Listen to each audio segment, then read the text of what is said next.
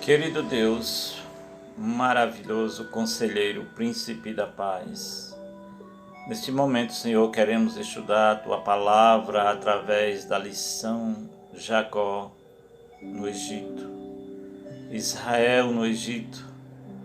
Nós queremos, Senhor, através dessa lição, sentir, meu Deus, que tens bênçãos maravilhosas para todos aqueles que o buscam. Toma, Senhor, em Tuas mãos a todos neste momento. Eu clamo a Ti em nome de Jesus.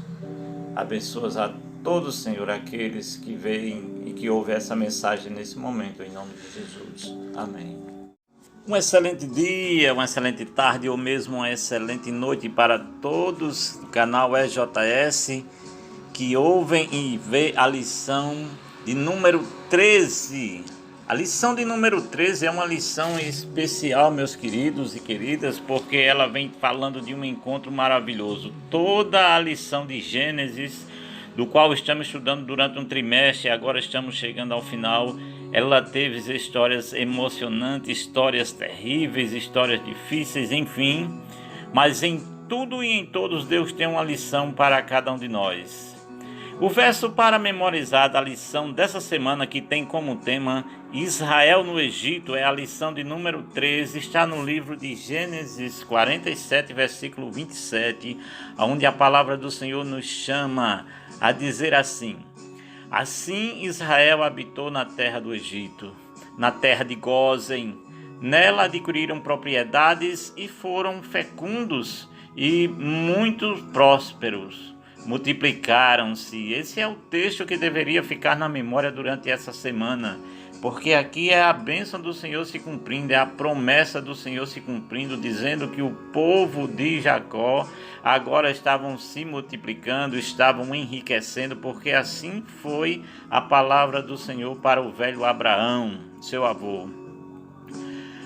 Mas vamos à leitura dessa semana, que é realmente emocionante. Eu quero ler com os irmãos o capítulo 46, mais precisamente versículo 29. Que encontro, meus queridos! Imaginem você ter um filho que está perdido na sua mente e já está morto há mais de 15, 20 anos, e de repente encontrar esse jovem.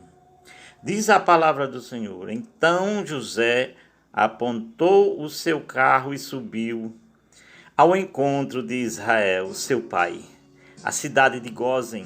Apresentou-se-lhes então, lançou-lhe-se ao pescoço e chorou assim longo tempo. Disse Israel a José: Já posso morrer, pois já vi o teu rosto e ainda vives. Que alegria, que encontro emocionante foi o encontro do velho Jacó, agora Israel transformado, não é? Com aquele menino que para eles tinha sido despedaçado pelos animais selvagens, porque assim foi passado para ele no passado por seus irmãos, por seus filhos, né? Seus filhos o enganou. A história de Jacó, ele plantou certo engano e agora estava sendo enganado por seus filhos. E por isso ele sofreu amargamente. Queridos e queridas, nesse mundo todos nós passamos por aflições, dificuldades, e tudo aquilo que a gente planta, com certeza a gente colhe. Essa é uma realidade da vida. Ninguém se engane, achando que enganando não vai ser enganado também. Essa é uma certeza bíblica para cada um de nós. Mas além da palavra engano, meu querido, aqui o que nós devemos tirar é o poder de Deus na nossa vida, que transforma maldição em bênçãos. Gênesis inclui os livros e os últimos anos de Jacó e José juntos. Vimos então Jacó, agora transformado em Israel, deixar Canaã, no capítulo 46. Toda a história mostra isso, todo o capítulo, para se estabelecer no Egito. Lendo o capítulo 47, entendemos essa história. Então lá o velho Jacó morreu.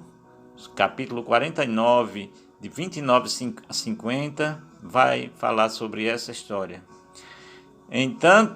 No entanto, mesmo nesse cenário egípcio, onde Jacó ainda morreu, ainda havia a perspectiva da terra prometida. Vamos ler Gênesis capítulo 50, versículo 22 a 26, onde a palavra do Senhor diz assim para mim e para você, é o último livro do livro de Gênesis. Capítulo 50, versículo 22. José habitou no Egito, ele e a casa de seu pai, e viveu 110 anos. E viu José os filhos de Efraim até a terceira geração, também os filhos de Maqui, filho de Manassés, os quais José tomou sobre seu joelho. Disse José a seus irmãos: Eu morro, porém Deus certamente vos visitará e vos fará subir desta terra, para a terra que jurou a dar a Abraão, a Isaque e a Jacó. José fez jurar os filhos de Israel, dizendo: Certamente Deus vos visitará, e fareis transportar os meus ossos daqui. Morreu então José na idade de 110 anos. Embalsaram-nos e o puseram no caixão no Egito. Assim termina o livro de Gênesis, capítulo 50, versículo 26, último verso. Assim que chegou ao Egito, Jacó abençoou a Faraó. Verso 47, capítulo 47, versículo 7 a 10. Abram suas Bíblias e vamos ler. Diz a palavra do Senhor. 47, versículo 7 a 10. Diz a palavra do Senhor assim: Trouxe José a Jacó, seu pai, e o apresentou a Faraó. E Jacó abençoou a Faraó. Perguntou Faraó a Jacó: Quantos são os dias dos anos de tua vida? E Jacó lhes respondeu: Os dias dos anos da minha vida de peregrinações são 130 anos. Poucos e maus foram os dias dos anos da minha vida, e não chegaram aos dias dos anos da vida de meus pais, nos dias das suas peregrinações. E tendo Jacó abençoado a Faraó, saiu da sua presença. E então José estabeleceu a seu pai e a seus irmãos, e lhes deu possessão na terra do Egito, no melhor da terra, na terra de Ramassés, como Faraó ordenara. E José sustentou de pão a seu pai e a seus irmãos, e a toda a casa de seu pai, segundo o número de seus filhos. Eu estou lendo Gênesis capítulo 47, versículo 7 em diante. Cumprindo assim parcialmente o que Abraão tinha dito, é claro, a promessa abraâmica de ser uma bênção para as nações. Posteriormente, prestes a morrer, Jacó abençoou os filhos de José. Lemos Gênesis 48 e também os seus próprios filhos, Gênesis 49, de 1 ao 28. E ainda fez previsões impressionantes a respeito de cada um deles, no contexto das futuras 12 tribos de Israel. Leia o capítulo 49, do versículo 1 ao 27. É uma história realmente maravilhosa. O fato, porém, de que Israel habitou no exílio, no Egito como estrangeiro, está em desacordo com a esperança da terra prometida. Embora o livro de Gênesis termine com os filhos de Israel no Egito,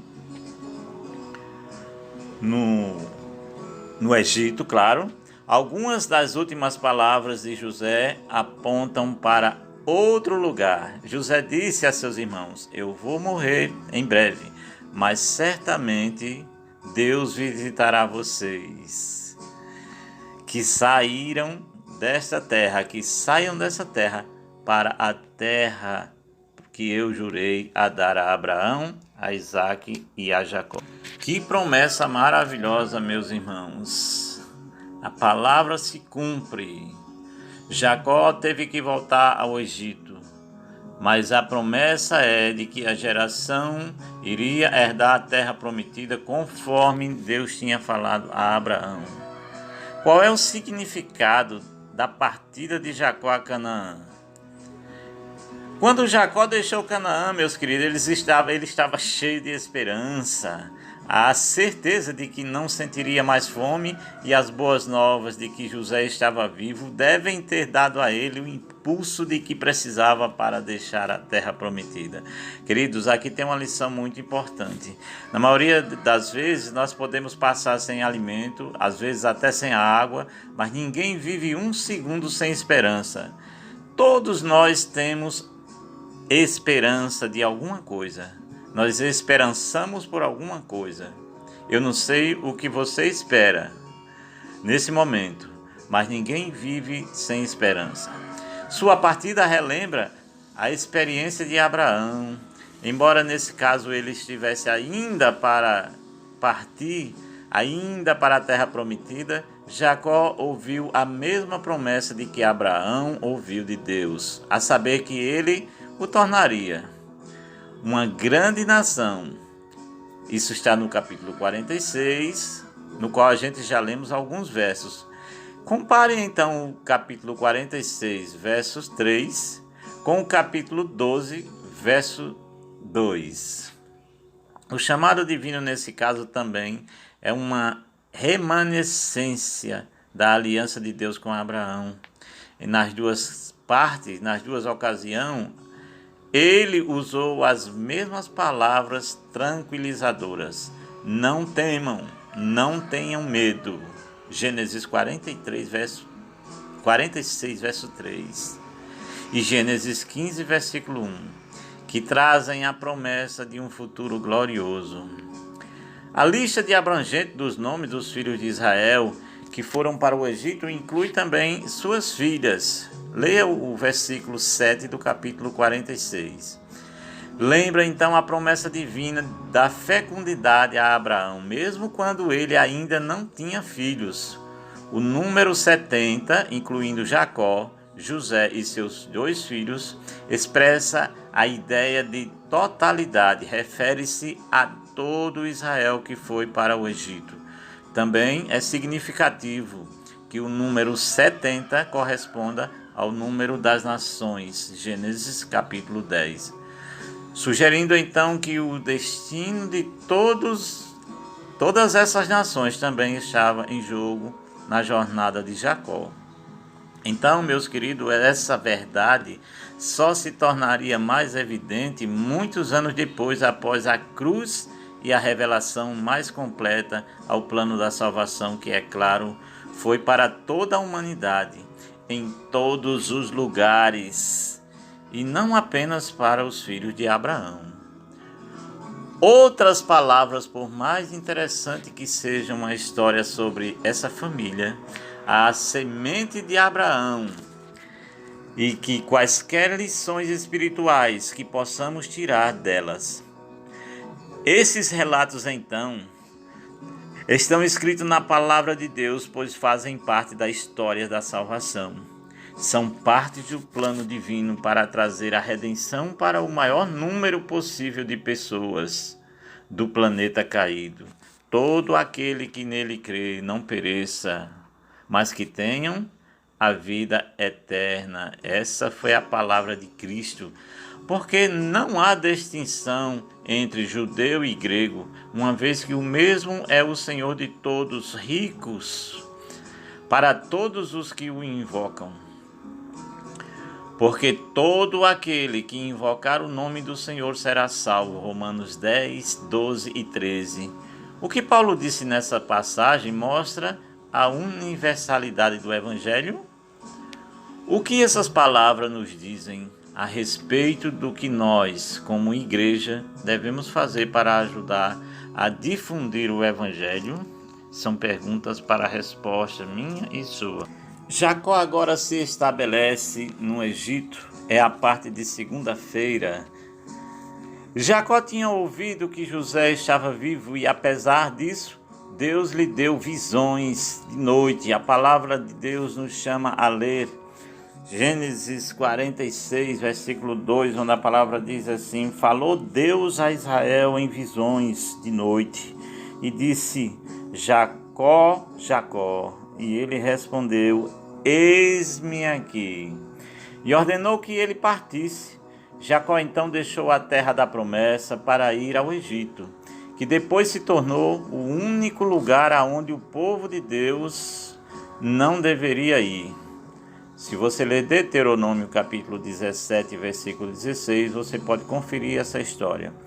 Que verdades então e princípios espirituais encontramos nesse contexto, ou nesse relato de Gênesis 47? José levou 5 de seus irmãos para os apresentar ao faraó e recebeu dele a concessão da terra para a sua futura morada. Então a gratidão para com seu primeiro-ministro teria levado o rei a honrá-los, designando-os para cargos de estado. Mas José, fiel ao culto a Deus, o Jeová, procurou poupar seus irmãos das tentações a que eles estariam expostos em uma corte gentílica. Por essa razão, então, aconselhou-os a não omitir sua ocupação. Quando fosse interrogado pelo rei, os filhos de Jacó seguiram esse conselho, tendo também o cuidado de declarar que tinham vindo para peregrinar na terra, não para se tornar habitantes permanentes ali, reservando assim o direito de partir se quisessem. O rei indicou-lhes um local para morar, oferecendo-lhes então o melhor da terra, o território de Gósen, diz Patriarcas e Profeta, a profeta Ellen White. A profetisa. Sabiamente Faraó não incentivou esses estrangeiros a se tornar mendigos, vivendo da generosidade de seu anfitrião, ou seja, do rei. O monarca indagou sobre sua ocupação para que adaptassem-se melhor ao ambiente.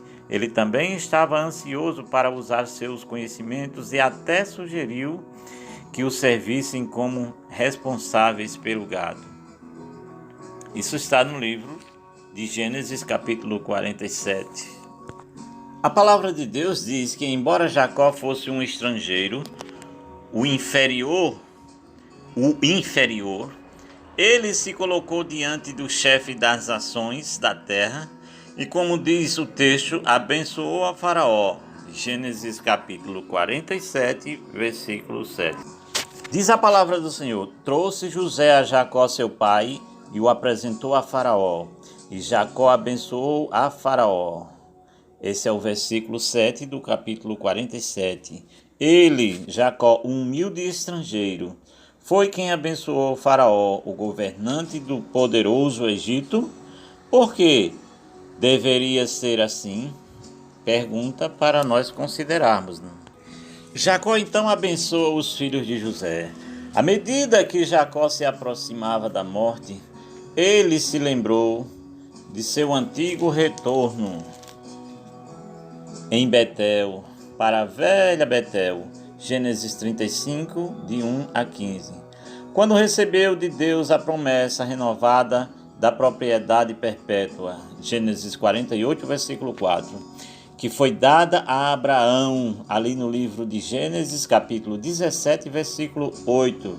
Então a esperança da terra prometida era, portanto, um pensamento reconfortante que alimentava sua esperança ao sentir a morte chegar. Jacó então se voltou para os 2 filhos de José, que nasceram no Egito, e os abençoou, mas fez no contexto da promessa futura sobre sua própria descendência. Leia Gênesis 48. Por que Jacó abençoou os 2 filhos de José e não os seus outros netos? Os filhos de José, Manassés e Efraim, são os únicos netos que Jacó abençoou. Dessa forma, foram elevados da condição de netos à condição de filhos. Gênesis 48, versículo 5.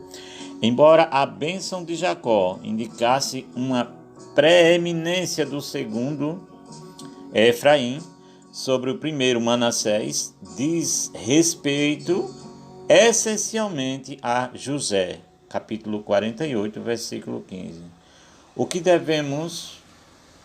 vemos aqui é um testemunho pessoal sobre a fidelidade de Deus a eles no passado, a sua promessa para eles e no futuro agora se cumprindo. Jacó referiu-se a Deus de Abraão e Isaque, que os alimentou e protegeu. É o mesmo Deus que o tinha livrado de todo o mal. Gênesis 48, 15 e 16. Jacó também tinha em mente o Deus de Betel, Gênesis 31, 13, com quem lutou em Gênesis 32, 29 e que mudou o seu nome de Jacó para Israel. Ao se referir a todas essas experiências em que Deus transformou o mal em bem, Jacó expressou então sua esperança de que Deus não só cuidaria da vida presente de seus netos, como fez por ele e por José, mas iria ampará-los também no futuro, quando seus descendentes voltassem para Canaã. Essa esperança é clara em sua referência a Siquém.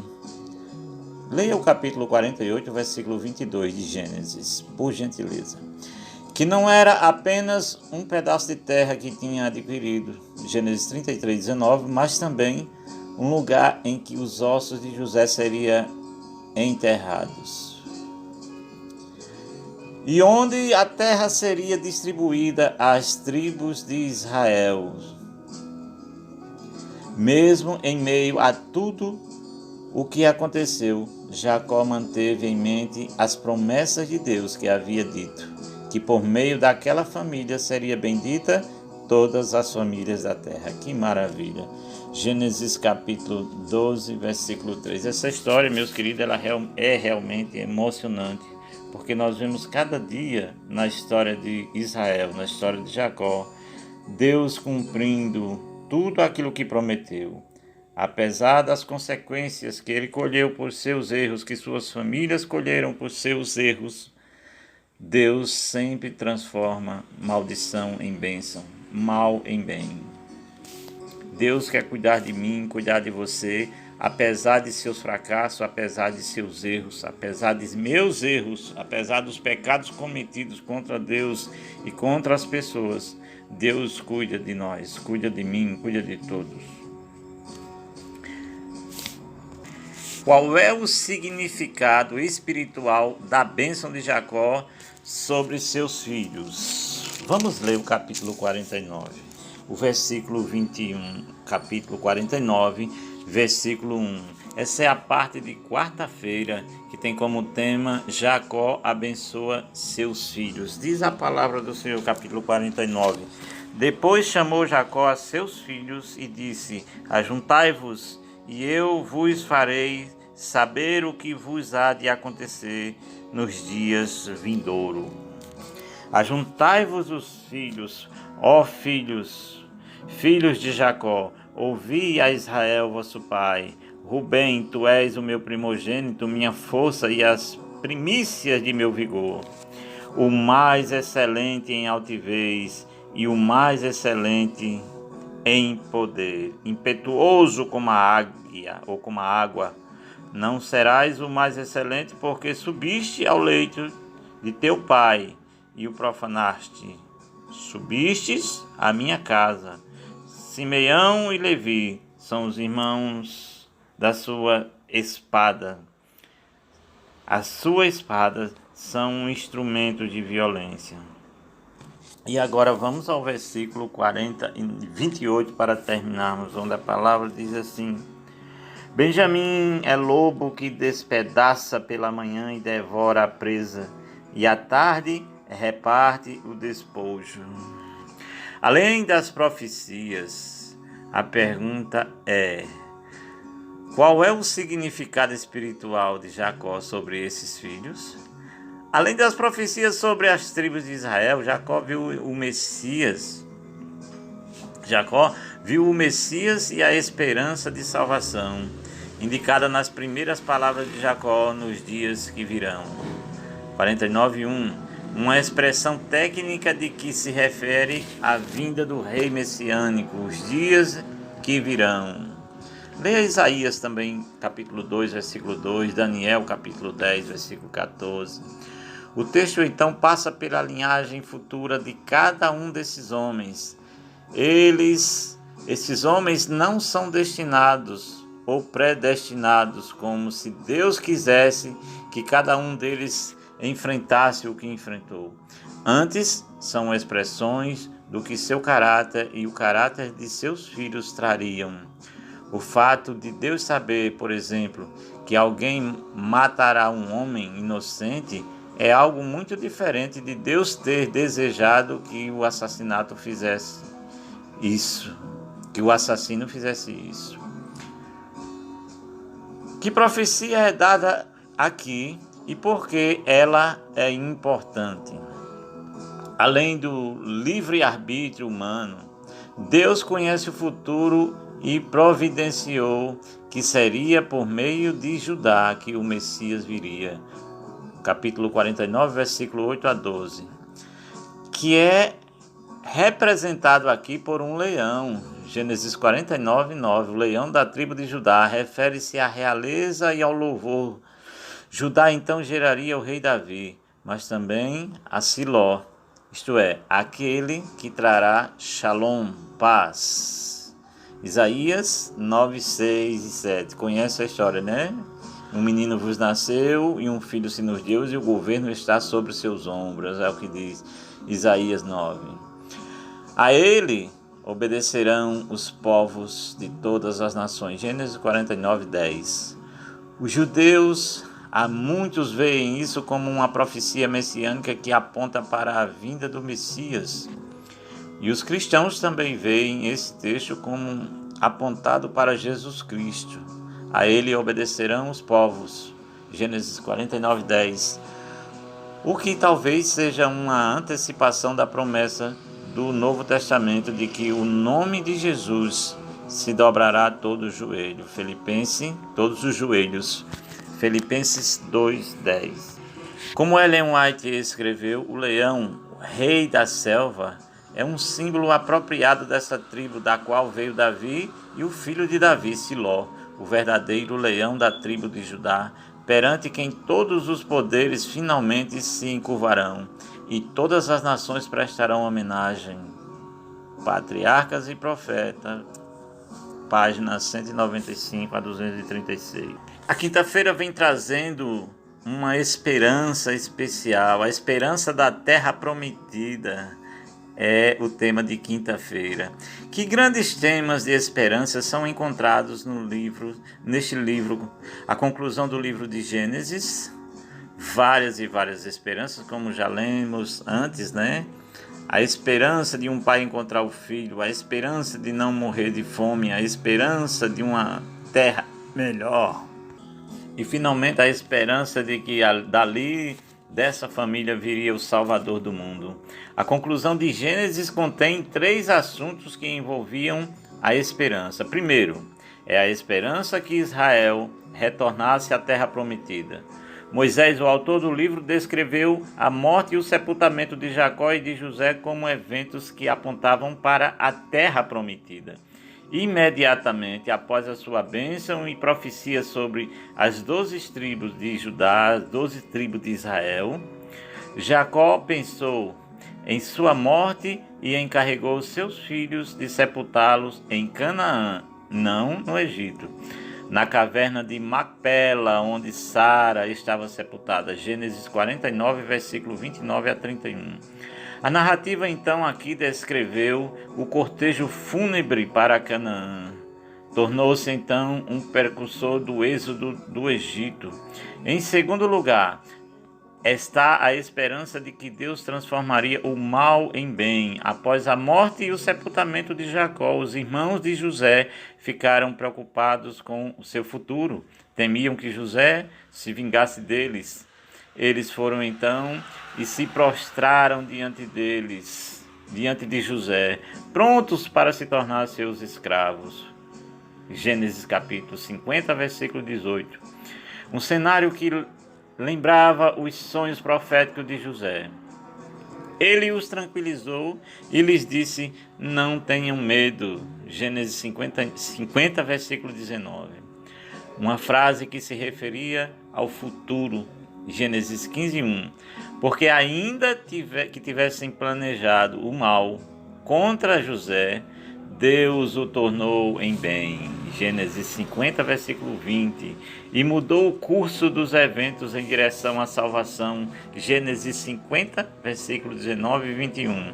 Então, pegue esses textos, compare com Gênesis 45, do versículo 5 a 7 e 9. Ou seja, apesar de tantas falhas humanas, a providência de Deus prevaleceria. Glórias ao Senhor. Terceiro, foi apresentada a esperança de que Deus salvaria a humanidade caída. A história da morte de José, nesse último verso de Gênesis, é mais ampla do que apenas a sua morte. Estranhamente, ele ordenou que seus ossos não fossem enterrados. Em vez disso, apontou para o tempo em que Deus certamente os visitaria. Quando isso acontecesse, deveriam levar os seus ossos dali. Gênesis 50, versículo 25. O que eles fizeram anos mais tarde em obediência direta a essa palavra. Veja Êxodo 13, 19. A esperança da terra prometida, Canaã, é um símbolo, um precursor da esperança final da salvação, de restauração de uma nova Jerusalém, um novo céu e uma nova terra. A esperança final de todos nós, uma esperança garantida pela morte de Siló. Que Deus nos abençoe e que possamos continuar nessa esperança de uma terra maravilhosa que Deus prometeu a todos aqueles que nele crê.